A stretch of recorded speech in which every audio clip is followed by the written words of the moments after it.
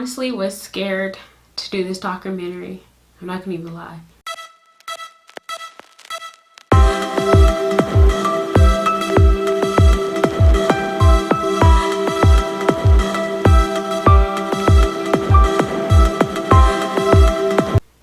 And I believe I was scared because I didn't know how people were going to take in this documentary. You know, I was having second thoughts. But I knew that these are the topics that need to be talked about. And I knew it was time. And I knew someone had to be the voice. Or someone had to be the one to be brave enough to share and to discuss about these topics. And even after I posted part 1, I was still scared. I was still scared the outcome, the effect it may impact. In a positive way, it may impact in a negative way. People may view it and find it rude. I didn't want it to just seem like I was bashing any culture. I just wanted to tell the truth and to share personal experience with my loved ones, the people who I care about, what they go through. And I don't know, I just had thoughts. I'm like, oh my God, what am I doing?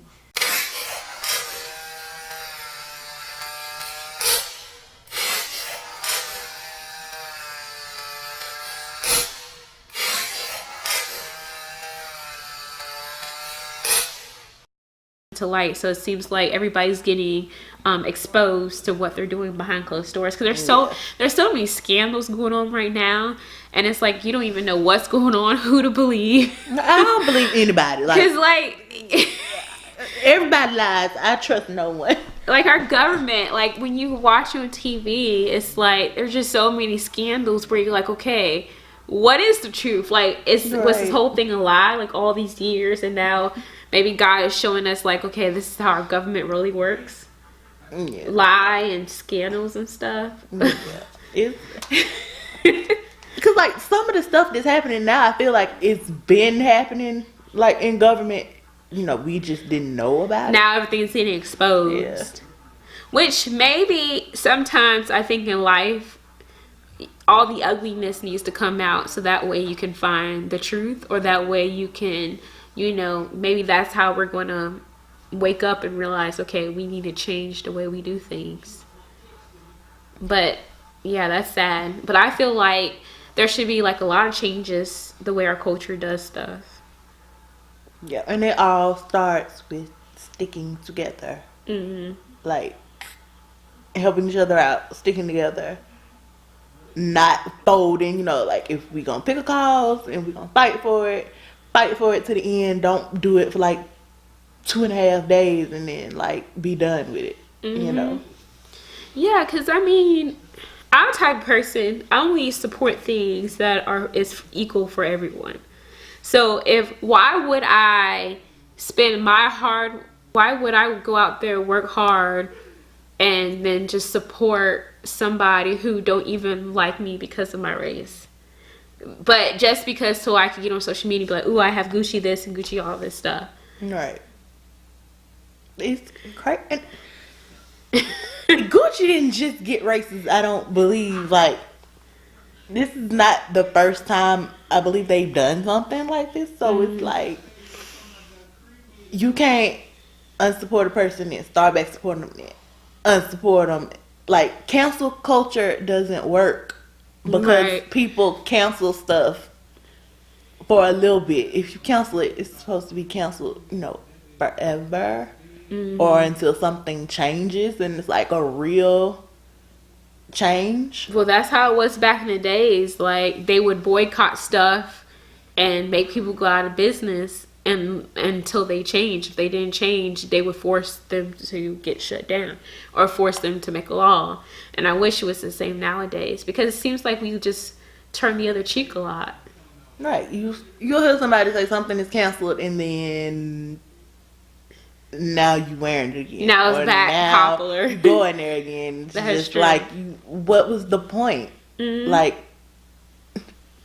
it didn't make sense. Like, if you was gonna support them, just support them and shut up about it. Don't start a big thing just to turn right back around and support people who haven't changed. Like, I don't know. That's why you never see me like posting on the internet about like I'm canceling this person, I'm canceling that, or whatever. Like, if I'm gonna do it, I'm gonna just do it, and I'm not gonna talk about it. Mm-hmm. You know, 'cause I would rather act on it than like post that I'm gonna do it or whatever. Not that I have a problem with people that post about stuff like that. You know, like that's their business, they do what they want to do.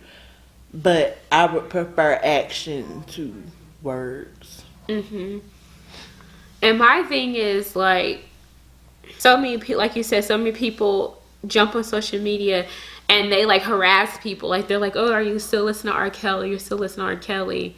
Are you meeting R. Kelly and all this good stuff? But then it's like, okay, well, did you mute somebody in your family that was, you know, raping or abusing, you know, little girls or even grown women? Like, did you mute that person in your family that's doing wrong things? Because a lot of times it's like, a lot of people are quick mute somebody famous, but then bypass what they're doing, right, or what their family members are doing behind closed doors, or what their friends are doing. Because if it's wrong for one person, it's wrong for everybody. Like, that's just crazy. But the world is crazy. On the brighter side, is there anything, like, any suggestions? Do you think there are any ways where Black people can come together? See, that's the thing. I don't know. Yeah, that's true.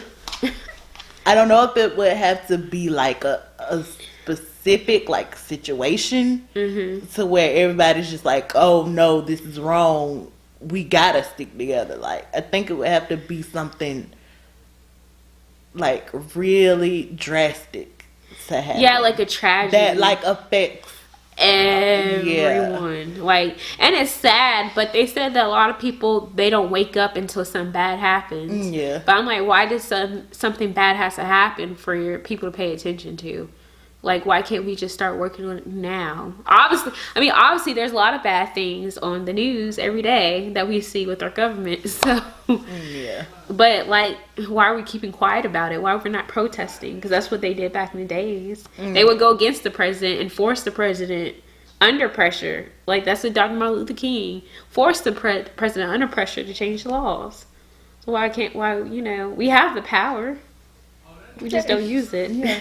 And power doesn't work if you don't have a majority willing. Hi, I am Belinda Hobson of Hobson Enterprise LLC, and under Hobson Enterprise there are 3 businesses: Hobson Consulting Firm, HR Consulting Firm, Hobson Travel Agency, and Hobson Event Management Services. Okay, well, tell me about your Facebook page. So sometimes you have like a professional Facebook page for your business, and you'll put like business tips or business advice to help people kickstart their own business or their own company. And sometimes with that feedback, how do you feel? Like, do you feel like sometimes there's a lack of a support, or just tell me how you feel about it? Well, I feel, especially because on the HR consultant side, every business need HR, whether you have employees or not. So when I'm posting tips and running specials, I'm doing it to actually help small businesses, especially a lot of small minority business, because a lot of times we don't necessarily have the funding and backing, and we're starting from scratch or ground zero, you know, trying to do it as we hold full-time jobs and also build our businesses. So it's a little disappointing when people don't take the opportunity to jump on, you know, the deals and the specials or the tips, or ask questions or inquire, because when you reach a certain level in business, you know, then you have to hire HR department, you have to pay attorneys, and you have to pay HR professionals to do this, and it's very expensive. So my thought is to be able to offer this and help small business owners to at least lay the foundation of their business so that it can help them grow and keep them out of legal trouble. And I tend to find that only until someone is in legal trouble or they need to hire an employee, or they don't know the difference between an independent contractor or an employee, is when they want to reach out. But then when they reach out, it's like they either want you to discount your price, or they want to, what I consider like brain steal. They want to ask you questions and and you answer the question, but they don't want to pay you for your services. And my services is very reasonable compared to once someone business truly grow and they have to start hiring employees, or they end up getting in some kind of legal trouble, the money that they would have to put out. So it is disappointing, and especially when, if like friends or other, minority business owners, when we don't support one another, not even to share the tips or to comment or ask questions. So it is disappointing at times. Do sometimes you feel like, because you mentioned something about you, like especially minority businesses, and I'm sure you would like to reach out and help minorities, because sometimes in our community we may not have the resources or where to go. But then you said that sometimes when you do reach out to them, they expect you to almost like give away your services for free or at a discounted price. So do you feel like sometimes that it could also mean competition, like they feel like your business ideal is better than theirs, or they don't want to see you succeed? Do you feel like sometimes it could be a competition type thing where they want to be successful and not really help you be successful? No, I don't feel like it's competition. I mean, because in any business arena industry, there's always competition. It's not necessary. I don't feel like it's competition, or necessarily don't want to see you succeed. I find that in our community that we tend to devalue the services that we bring to the table, our knowledge and our products and services, and we expect to get a deal from our people where we would go out and actually pay others more money, get less service or less products, and we'll be willing to pay them for that vice, trying to help another minority business owner build their business, and like we'll share other things. We're quick to share, some gossip, or we're quick to share, some drama or something of that nature, but we're not quick to share, somebody who is promoting a product or service or business. And that's when I make it my mission with my other friends or other business owners that I'm acquainted with. I try to make it a mission that if they are promoting something or they're being awarded an award or recognized, I try to share it out, or like it, or comment, or do something, because I think it's important. Even if they're not offering a service I need, I still try to share it out, because somebody else may be looking for that service or product. So why do you think so? Like you mentioned something about quick to share gossip and drama instead of quick to share positive things that can give back towards the community or help, like you said, small business owners. So why do you think like people are so quick?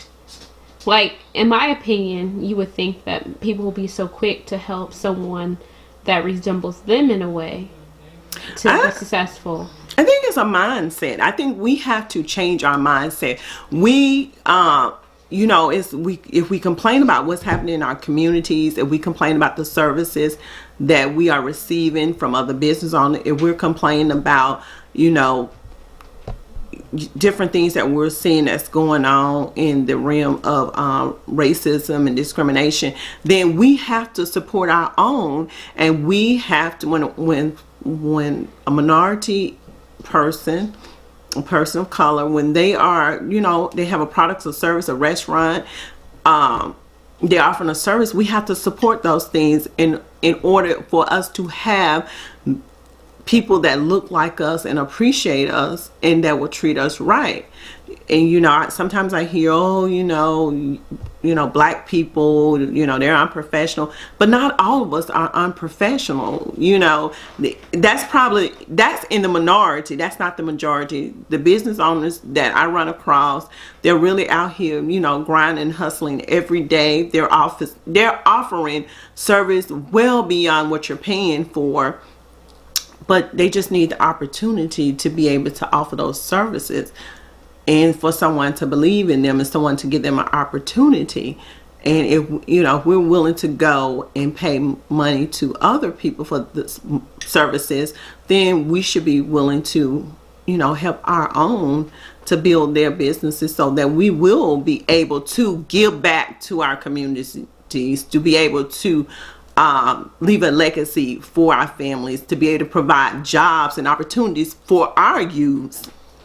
But where do you feel like it all went wrong? Because like if you were to compare it to the way our culture like comes together compared to the way they do it back in the days, then where you think it went wrong, or where do you see the major downfall or the difference? I should say. I think for us probably the major difference is that you have the new generation of entrepreneurs that wasn't, coming, from our ancestors, from slavery, through time. A lot of our people didn't own businesses, or they weren't entrepreneur. They were trained to work for someone. And then you get this whole new breed of people that, start to saying, hey, I don't want to work for somebody all my life. I want to be an entrepreneur. And now it's really like taking off. You see, especially, with women of color, you see a lot of us out here, really taking on this entrepreneur thing and working full-time jobs and doing the entrepreneur thing full-time and on the side, and really out here trying to build businesses, so we'll be able to hire people, so we'll be able to leave a legacy not only to our children but also to family members and friends, and be able to employ, and give experience and opportunities to others. So I think not necessarily where it went wrong, is the fact that this is new territory to the majority of us. Of course, there's always been black business owners, but to the majority, this is new territory, and we have to be open to something different, and realizing not everyone wants to work for someone else and build their dreams. Some of us want to build our own dreams. Is it hard? Sometimes do you feel like it's a challenge to be a black woman who's trying to start your own business? Is it hard do you feel like your voice is not being heard sometimes? Like it's not being... It is definitely challenging to be a black woman trying to build your business. Sometimes people, don't necessarily take you serious, or they question your skill sets. They question, your education. Definitely being a woman trying to start your own business, or having your own business has its not downfall, but has its issues, because a lot of times, when it comes to doing business with males, a lot of them, they don't know the boundaries, don't realize it's professional. It's not, I don't want to be in a relationship with you. I don't want to date you. This is professional. So it comes with a lot of issues, but then it's also a lot of, I think the good outweigh the bad. You have some issues. It's definitely challenging for a woman, period, as far as business, starting businesses, having successful business. And it's probably 10 times as hard for a woman of color. So what do you struggle with? I struggle with... Like, what hurts your feelings sometimes? What hurts my feelings is when people doubt my skill set, or you have people that don't know the boundaries, like, okay, especially males that don't realize the boundaries and realize that this is professional. I'm not trying to date you. This is definitely professional. So that's kind of hurtful, because it's almost like you're devaluing what I bring to the table. it's hurtful when when our people don't support, is not supportive, but yet you see them go out and spend double the amount of money and don't necessarily get half of what you're offering, but they'd rather go spend that money over there than to spend it with me or with whomever. And then they complain because they didn't get, they didn't get what they thought they were going to get. And you're sitting back thinking, well, I was offering like 10 times as much. Definitely price was very competitive, if not cheaper, but then that could be hurtful. But after a while, you start to grow tough skin and you realize those are just not your clients. So what does it mean to be a Black CEO? To be a Black CEO for me means freedom, opportunity to meet other Black CEOs that's really out here, hustling and grinding every day. That's, it's fascinating to see so many that's started from ground zero and they really putting in the work, and see them actually seeing some success. And it's hard, and it's easy to get burned out. It's easy to be discouraged, but when you have that burning desire and you just can't get rid of it, even when you say you're going to give up, or you just say, I'm not going to do this anymore, I'm tired.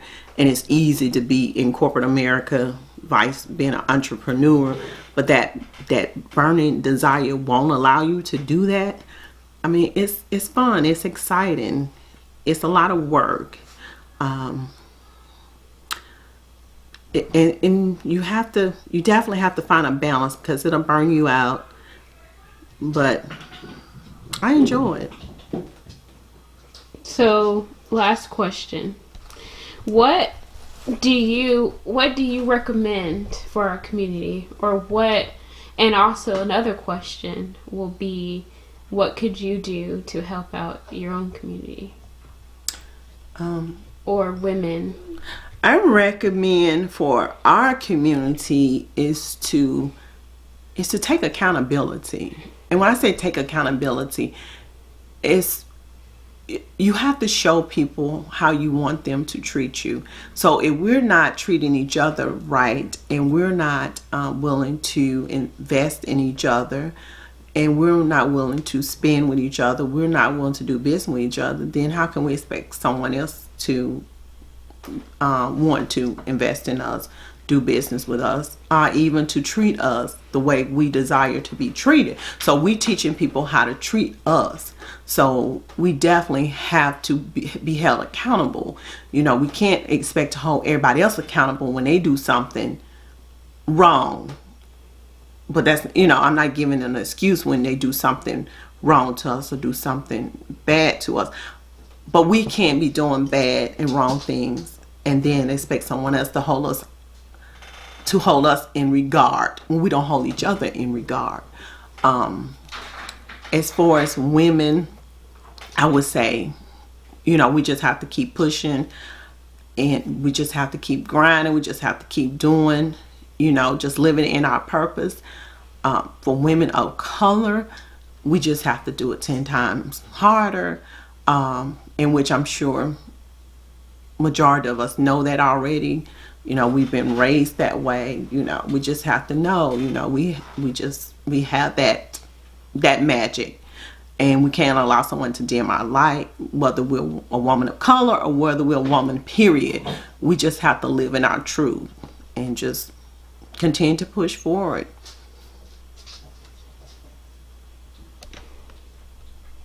Where we went wrong in the Black community. And I'm not saying that we're not improving in our community. I'm not saying it's anything wrong. I just want to shed a light on it. I want us to support each other better. I want us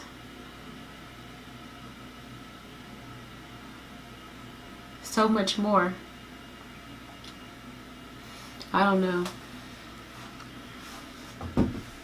I don't know. Not gonna lie, I was scared. And then I asked myself, I was like, well, why are you scared? Why are you scared to talk about things like this? Because you never know how people are very sensitive about certain topics and certain subjects, and you never know how people are going to take it in, you know? So, I don't know. But I just pray that maybe one day people will come to realization and wake up and be like, okay, we have to do something about this. We need to change. You know, we need to get better. Or how can, as an individual, to get better or help? Like, how as an individual can I help my community? How as an individual where I can shed a light and be the voice of reason? And I'm willing to take that chance because I feel like it's time. It's definitely time.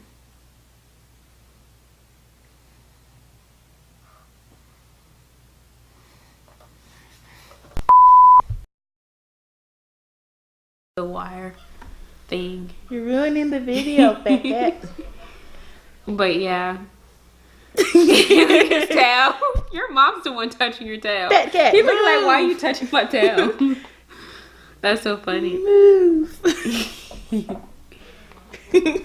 Oh, you like that? You like that felt good. His tail's still in the camera. But you're